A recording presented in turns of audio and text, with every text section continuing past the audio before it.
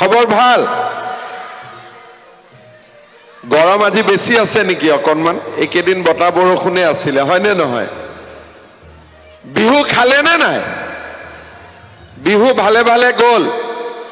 ৰাভা হাছঙৰ ইলেকশনো ভালে ভালে গল আমি জিকিলো না নাই ৰাভা হাছঙৰ জিকিলো না নাই ভাল কৰি কক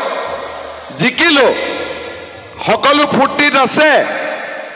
আমি জিলা পৰিষদতো দুজন আনকন্টেষ্ট গলো আঞ্চলিক পঞ্চায়তত 18 গৰাকী আমি আনকন্টেষ্ট গলো গতিকে খবৰ ভালে হয় না নহয়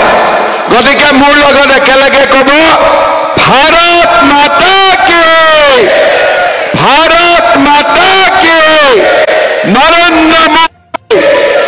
নৰেন্দ্ৰ মোদী বিজেপি এজিপি বহুত বহুত ধন্যবাদ আজিৰ আমাৰ সভাত আমাৰ মাজত উপস্থিত থকা গুৱাহাটী লোকসভা সমষ্টিৰ সাংসদ শ্ৰীমতী বিজুলী কলিতা মেধি ডাঙৰীয়ানী গোৱালপাৰা জিলা ভাৰতীয় জনতা পাৰ্টিৰ সভাপতি দীপাংকৰ নাথ ডাঙৰীয়া ৰাভা হাছং স্বায়ত্তশাসিত পৰিষদৰ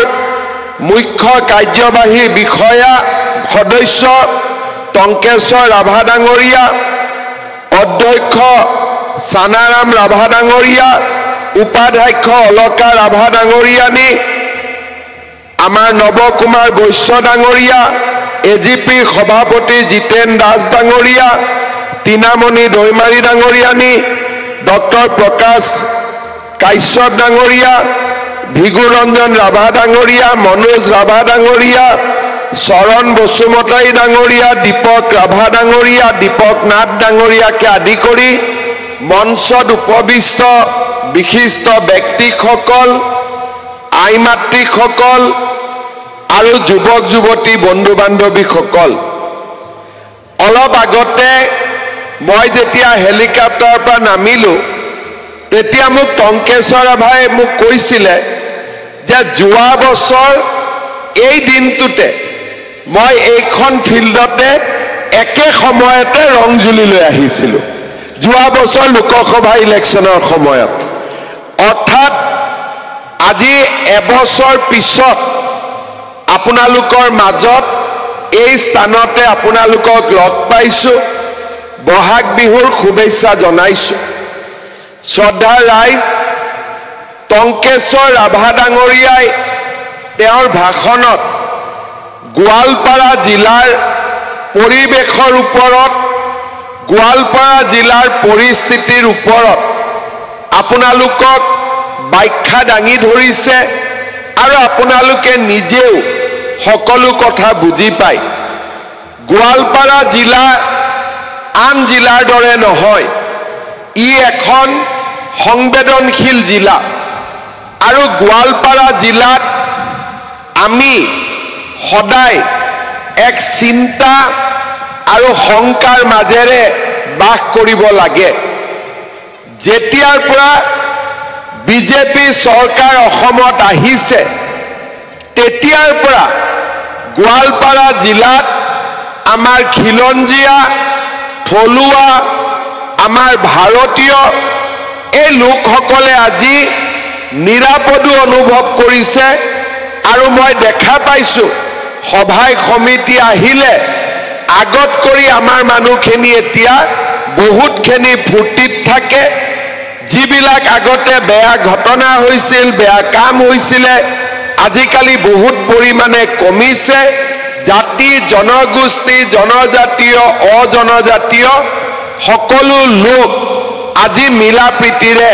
বাস কৰিছে বিজেপি দল অহা কাৰণে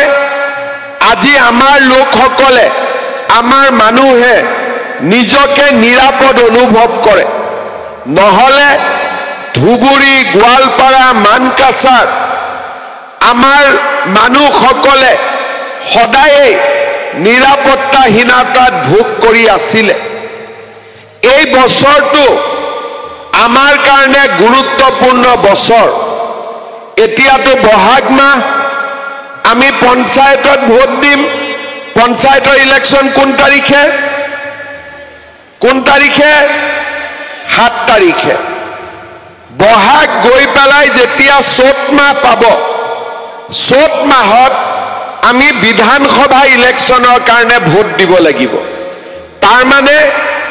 এই অসমীয়া বছৰটো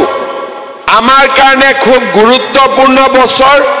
পঞ্চায়ত দি আৰম্ভ হৈছে বিধানসভা দি শেষ হ'ব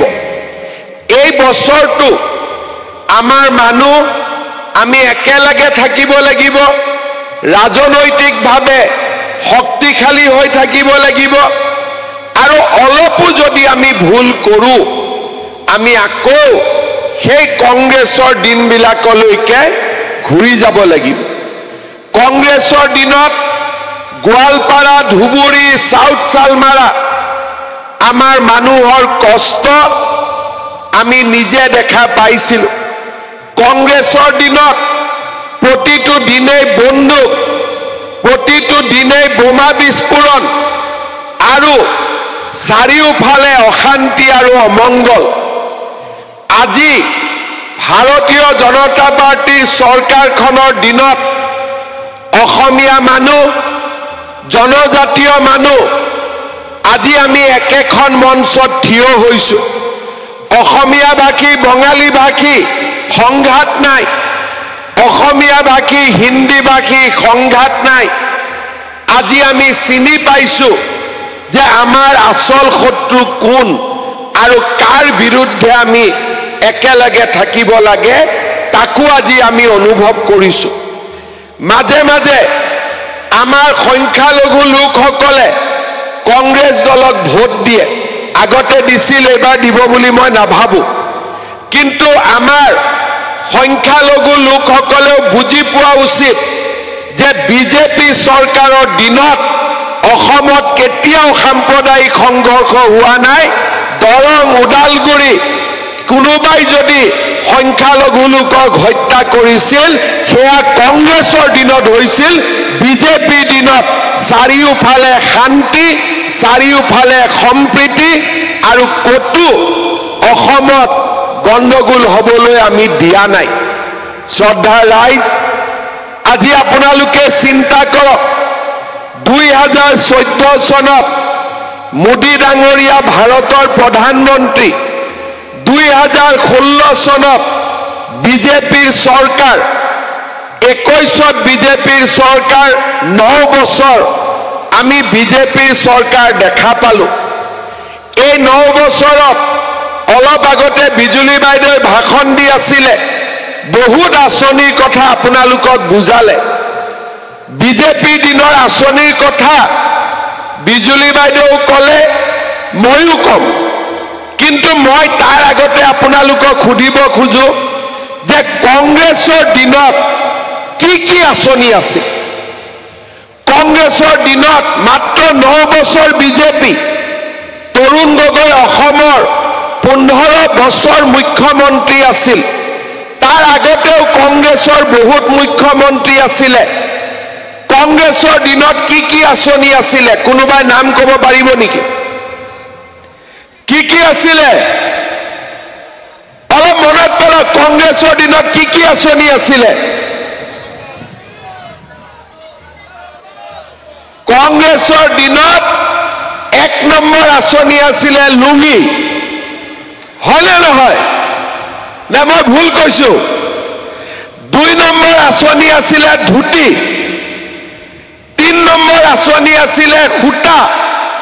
4 নম্বৰ আঁচনি আছিলে আঠুৱা আৰু 5 নম্বৰ আঁচনি আছিলে কম্বল হয়নে কি আৰু এবাৰ মনত কৰক 1 নম্বৰ কি 1 নম্বৰ কি লুঙি 2 নম্বৰ কি 3 নম্বৰ কি 4 নম্বৰ কি 5 নম্বৰ কি লুঙি ধুতি আঠুৱা কম্বল খুটা বাস আৰু খুটাও কেনেকুৱা আমাৰ মহিলাসকলে অলপ মনত পেলাওক কংগ্ৰেছৰ মিটিঙত 5000 মহিলাক মাতিব বোলে মিটিং আছে দে কংগ্ৰেছৰ মিটিঙত আহিব লাগে বোলে মিটিঙত গ'লে কি পাম খুঁটা পাম 5,000 মহিলা খুঁটা ল'ব আহে ট্ৰাকৰ ওপৰত মাত্ৰ 200 বান্ডিল খুঁটা থাকে এটা এটাকৈ খুঁটা দলিয়াই দিয়ে গোটেই মহিলাই তাতে জঁপিয়াই পৰে হয় নে নহয় আছিল নে নাই আগতে তেনেকুৱা তাৰ মানে খুঁটা কেইলটাও তেওঁলোকে ভাল কৰি আমাক দিব নোৱাৰিছিলে আঁচনি আছিলে লুঙি ধুতি খুঁটা কম্বল আঁঠুৱা কিন্তু সেইখিনিও মানুহক তেওঁলোকে দিব পৰা নাছিলে আজি কংগ্ৰেছৰ মানুহক মই সুধিব খোজো যে আপোনালোকে যে কয় কংগ্ৰেছক ভোট দিব লাগে তাৰ মানে অসমত আকৌ লুঙি ধুতি ঘূৰি আহিব লাগে নেকি আজি ৰাইজে চাওক 2021 চনত আমি একোটা সমষ্টিত 16,000 অৰুণোদয় দিছিলোঁ তাৰ পিছত 22,000 হ'ল এইবাৰ আমি 37,000 38,000 পৰিয়ালক আমি অৰুণোদয় দিয়াৰ কাৰণে ফৰ্ম ফিল আপ কৰিছোঁ সকলো ৰেডি হৈ আছে এতিয়া মোক আমাৰ গোৱালপাৰা জিলাৰ বিজেপি টংকেশ্বৰ ৰাভা সকলোৱে কৈছে যে এতিয়াও 2-এজন মানুহে অৰুণোদয় নাপাব এতিয়া আমি তেওঁলোকক কেনেকৈ অৰুণোদয় দিম মই আজিৰ সভাতে আপোনালোকক ক'ব খুজিছোঁ যে আমাৰ দুধনৈ সমষ্টি গোৱালপাৰা সমষ্টি পূব পশ্চিম আৰু জলেশ্বৰ সমষ্টিৰ কাৰণে মই আৰু 4,000 কৰি প্ৰত্যেকটো সমষ্টিতে অৰুণোদয় আঁচনি দিয়াৰ ব্যৱস্থা কৰিম লুঙিতকৈ অৰুণোদয় ভাল নে বেয়া সঁচা কথা ক'ব লুঙি ভাল নে অৰুণোদয় ভাল ধুতি ভাল নে অৰুণোদয় ভাল আজি 1250 টকা আহে বেংকৰ একাউণ্টত আহে ভিৰ কৰিব নালাগে একো কৰিব নালাগে 10 তাৰিখ হোৱাৰ লগে লগে টুপুং কৰি অৰুণোদয় আহি সোমাই যায় হয়নে নহয় বেংকত খালি চাই থাকিব লাগে মেছেজটো কেতিয়া আহিলে কুটুক কৰি আহিলে আৰু মহিলাসকল গ'লে বেংকত টকা আনিবৰ কাৰণে হয়নে নহয় এতিয়া মই এইবাৰ পঞ্চায়ত ইলেকশ্যনত আমাৰ বিজেপি এজিপি লাগিলে মেম্বাৰ উঠিছে আঞ্চলিক উঠিছে জিলা পৰিষদ উঠিছে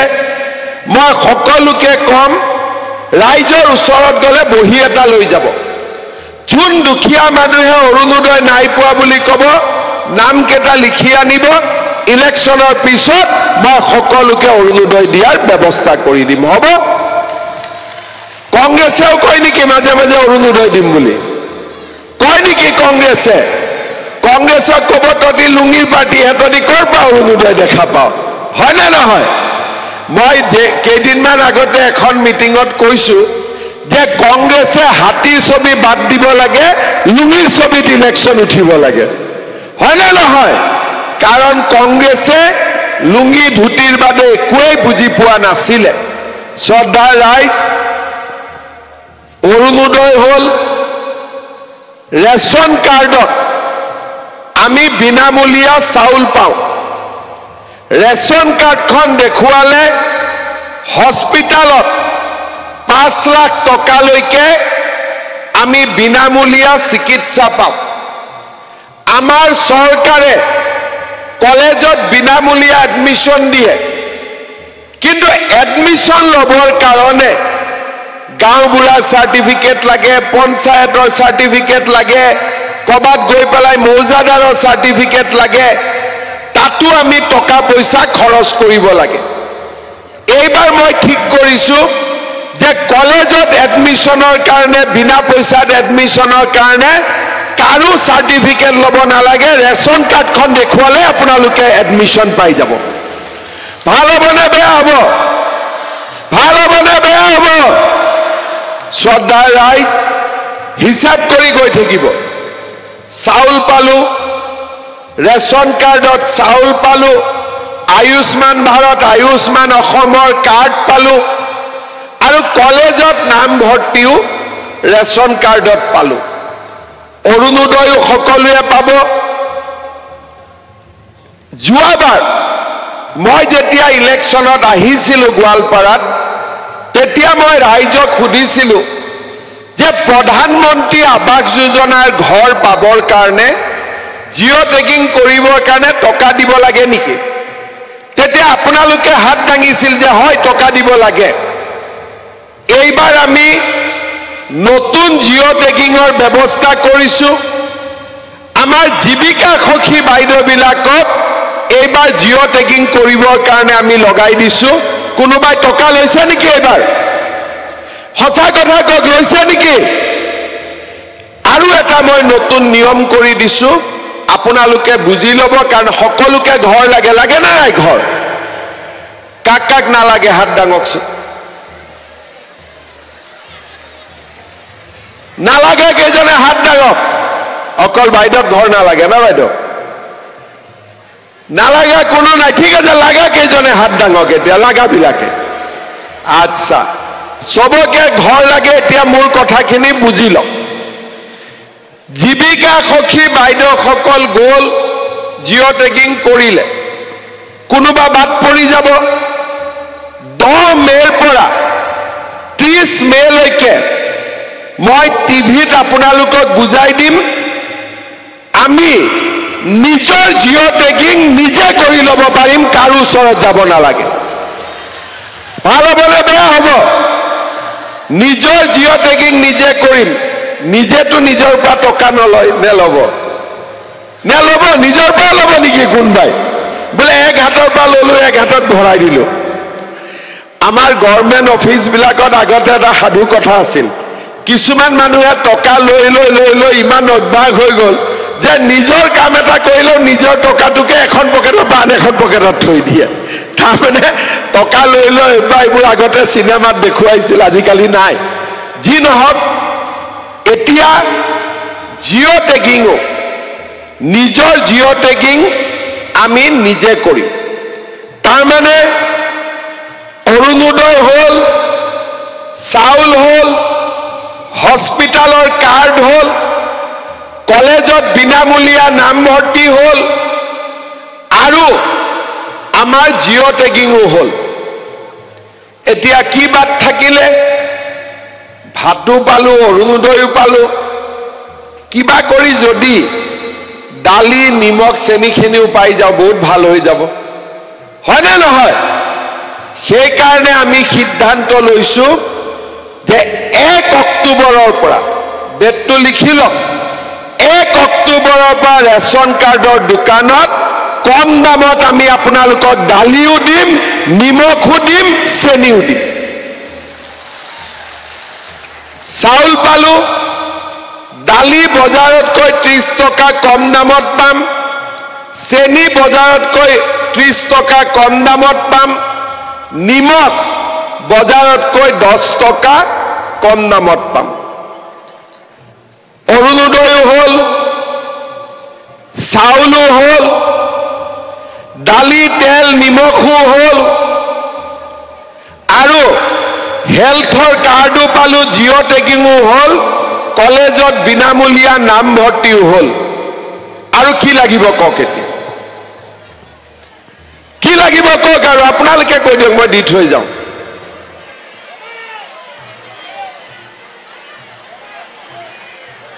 এজনে ক'ব লাগিব কি লাগে ঘৰটো কৈয়ে দিলো জিঅ' টেগিং হা লাখপতি এতিয়াই কৰি আছো ৰক লাখপতি এইটো কম ৰকব অলপ এইটো লাষ্টত কম জুবিন গাৰ্গে ভাল গানটো লাষ্টত গায় নে নাগায় গতিকে সেইটো পিছত কৈ আছো ঠিক আছে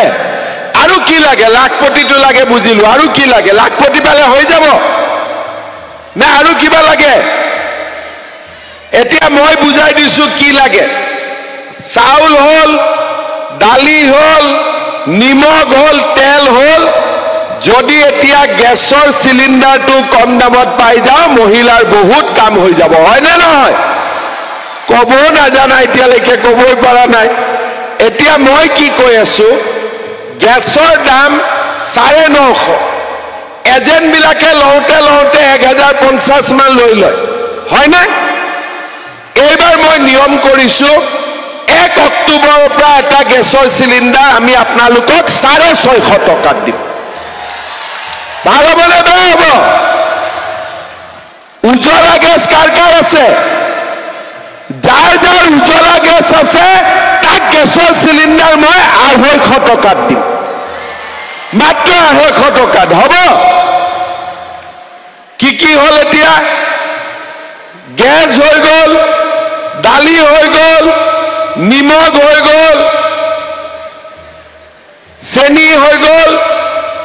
চাউল হৈ গ'ল। লুঙিতকৈ ভাল নে বেয়া? সঁচা কথা কবিচোন মাইহঁত, ভাল নে বেয়া? ধুতিতকৈ ভাল নে বেয়া? ভাল। সেইকাৰণে কংগ্ৰেছক ভোট দি লাভ নাই। আমি কাক ভোট দিব লাগিব? পিছৰ ফালৰ পৰা কাক ভোট দিব লাগিব? পিছফালৰ পৰা অলপ ডাঙৰ কৰি ক'ব লাগিব, কাক ভোট দিব লাগিব? বিজেপিক। এতিয়া লাখপতিটো অলপ পিছত কম দেই, হ'ব? চা, লাখপতি কাৰ কাৰ নাম আছে? হাত দাঙকচোন। চব শুনিব আহি গৈছে আৰু কি ক'ব বুলি, হয়নে? দে মাইহঁত অলপ লাষ্টত কৈ আছো। এতিয়া আমি আৰু কেইটামান কাম কৰিব খুজিছো। প্ৰথমতে কংগ্ৰেছৰ দিনত অংগনবাদী চাকৰি এটা ল'বৰ কাৰণেও টকা দিব লাগিছিলে, বিনা পইচাত একো নাই। এতিয়া এই 4 বছৰত মই 1.5 লাখ, এটা দুটা নহয়, 1.5 লাখ ল'ৰা ছোৱালীয়ে চৰকাৰী চাকৰি পালে।